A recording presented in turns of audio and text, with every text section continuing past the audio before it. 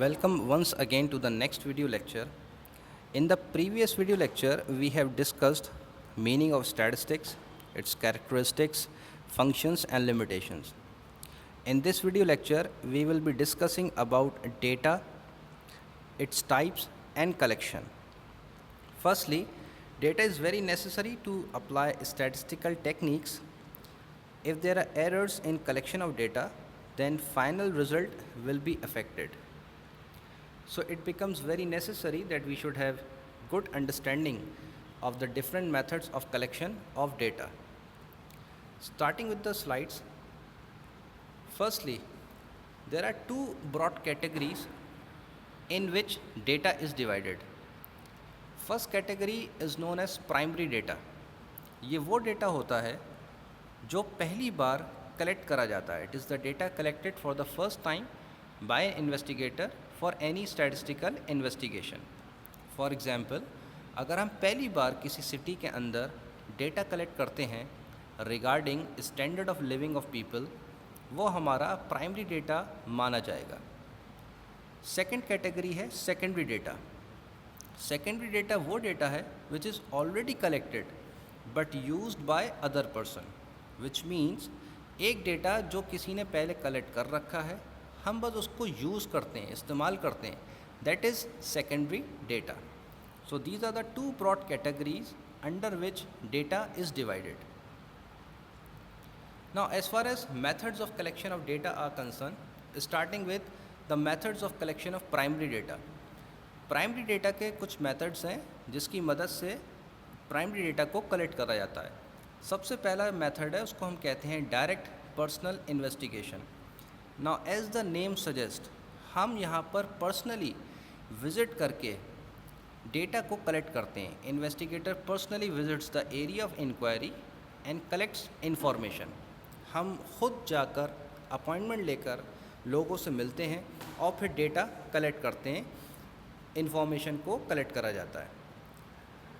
For example, अगर हम किसी कंपनी के अंदर डायरेक्टली एम्प्लॉयज़ से अपॉइंटमेंट लेकर इन्फॉर्मेशन को कलेक्ट करते हैं, ये हमारा डायरेक्ट पर्सनल इन्वेस्टिगेशन का मेथड होता है. Now there are few merits and demerits of this method. इस मेथड के जो मेरिट्स हैं उसमें सबसे पहले हाई लेवल ऑफ एक्यूरेसी है, क्योंकि हम खुद एक एक करके लोगों से मिलते हैं, उनसे पूछते हैं, तो इस मेथड में हमें highest level of accuracy achieve हो जाती है. ये मेथड फ्लेक्सिबल भी माना जाता है. सिचुएशन के अकॉर्डिंग, एनवायरनमेंट के अकॉर्डिंग हम क्वेश्चन को थोड़ा चेंज कर कर भी इंफॉर्मेशन को हासिल कर सकते हैं. और ये मेथड होमोजीनियस भी माना जाता है.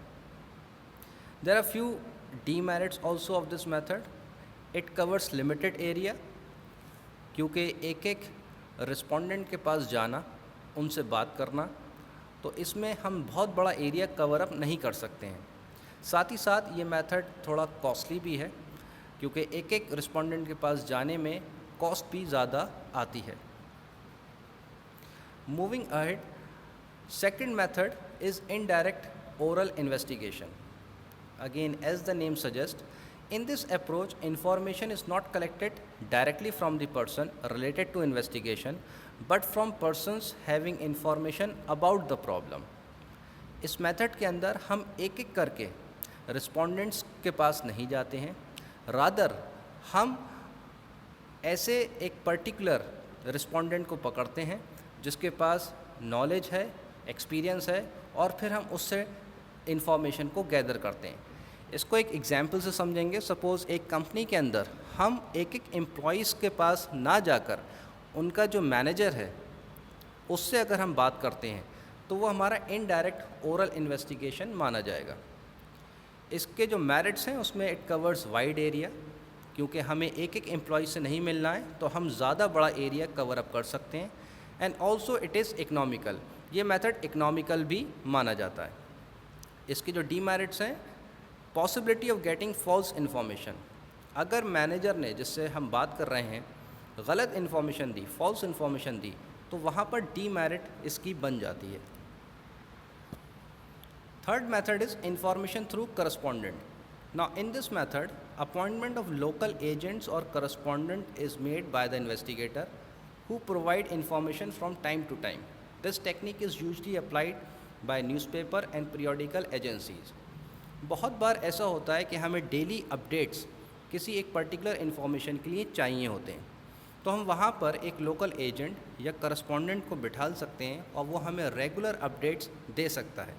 फॉर एग्ज़ाम्पल मार्केट प्राइजेस, जिनके अंदर डेली अप और डाउन होते हैं मार्केट प्राइजेस, उनके अंदर जो भी अपडेट्स हैं वो हमें डेली चाहिए, तो हम वहाँ पर इंफॉर्मेशन थ्रू लोकल करस्पॉन्डेंट या लोकल एजेंट्स की मदद से कलेक्ट कर सकते हैं. इसीलिए ये टेक्निक ज़्यादातर न्यूज़पेपर और पीरियोडिकल एजेंसीज़ अप्लाई करती हैं. इसके कुछ मेरिट्स हैं. It saves time, money and labour. इस मेथड से हमारा टाइम भी बचता है, ये मेथड बहुत ज़्यादा कॉस्टली भी नहीं है और इससे हमारी वर्क फोर्स भी बचती है. Demerits include it may lack uniformity if data is collected by different correspondents. अगर अलग अलग करस्पॉन्डेंट से हमने डेटा कलेक्ट करा तो हमारे डेटा के अंदर यूनिफॉर्मिटी चैलेंज्ड हो सकती है. Another method by which primary data is collected, which is also a very popular method, is known as through questionnaire. In this method, a questionnaire is prepared and is mailed to the respondent or informant. Usually a covering note is also attached explaining the objectives and importance of collecting the information. सबसे पहले तो questionnaire समझेंगे.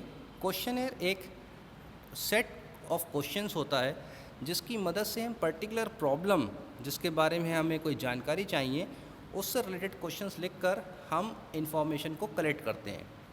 अब इस method के अंदर हम एक क्वेश्चनेयर बनाकर उसको बाई पोस्ट या अब ईमेल्स, क्योंकि ज़्यादा चलते हैं, थ्रू ईमेल्स हम लोगों तक भेजते हैं और फिर लोग उस क्वेश्चनेयर को भरकर हमें वापस करते हैं और ये हमारे लिए एक बहुत अच्छा सोर्स बनता है इंफॉर्मेशन को कलेक्ट करने का.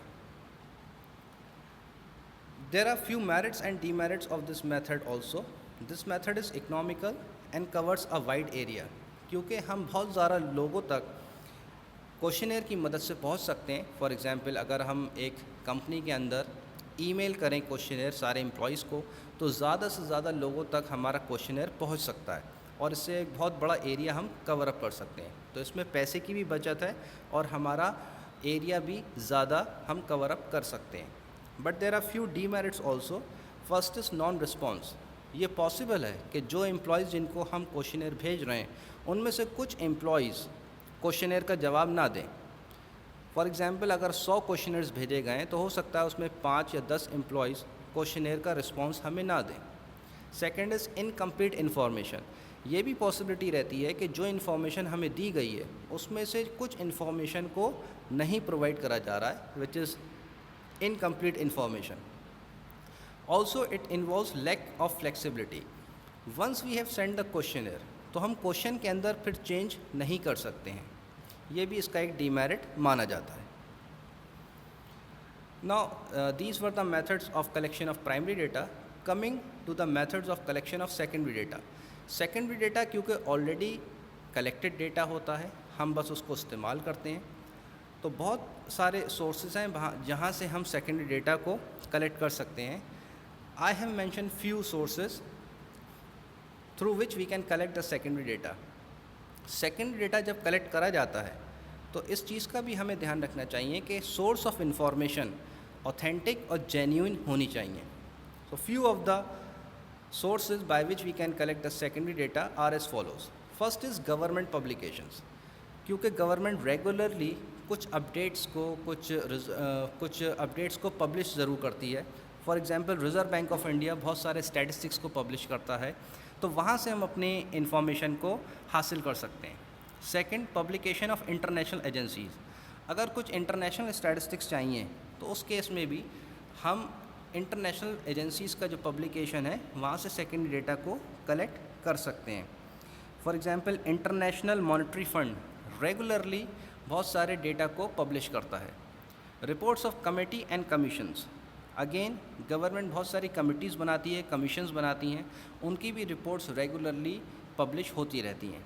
Publication of trade organization. Trade organization भी बहुत सारे पब्लिकेशंस में अपनी रिपोर्ट्स को छापते हैं, वहाँ से भी हम सेकेंडरी डेटा को कलेक्ट कर सकते हैं. For example federation of Indian chambers of commerce and industries. Next is publication of universities and research institutes. सारी यूनिवर्सिटीज़ मोर और लेस अपने जर्नल्स निकालते हैं, एनुअल जर्नल्स होते हैं। उन जर्नल्स में बहुत सारे डेटा को छापा जाता है, पब्लिश कराया जाता है। वहाँ से हम डेटा को, सेकेंडरी डेटा को कलेक्ट कर सकते हैं।